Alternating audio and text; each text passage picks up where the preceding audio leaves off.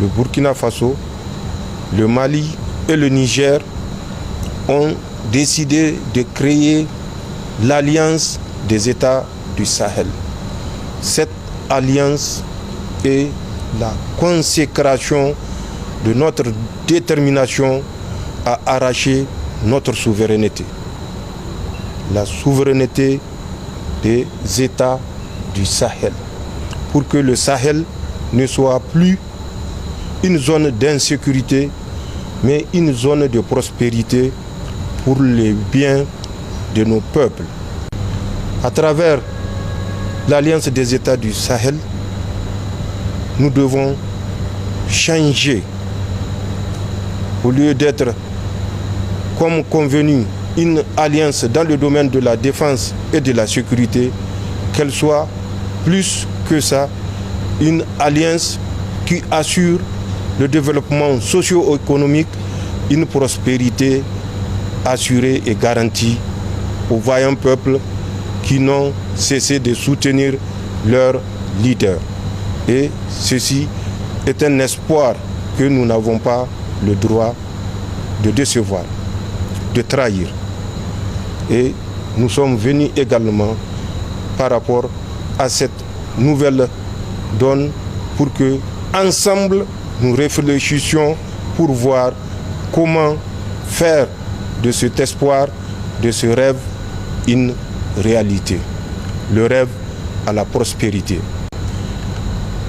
Le peuple du Sahel a compris que le Sahel est la terre promise et que le peuple du Sahel est déterminé à défendre cette terre promise. Et ça, malgré l'adversité, malgré l'inimité.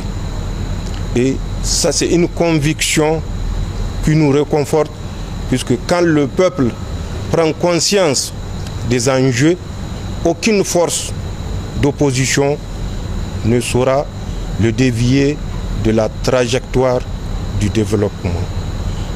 Et c'est cette conviction que nous sommes venus partager avec notre frère, son Excellence, Monsieur le Président de la Transition. Nous attendons le 10 décembre, si Dieu nous prête longue vie, la rencontre de la CEDEAO. Rencontre qui va décider du sort du peuple nigérien qui vit depuis bientôt 4 mois sous embargo. Nous avons sollicité une fois de plus l'accompagnement et le soutien du peuple burkinabé. Nous avons également sollicité auprès de notre frère l'érection du consulat du Niger au Burkina, précisément à Ouaga, et du consulat du Burkina à Niamey en ambassade pour mieux défendre nos intérêts communs. Enfin, vous le savez tout aussi bien que moi, le rôle que joue le Burkina pour nous faciliter l'acheminement des produits de première nécessité que certains pays veulent nous empêcher de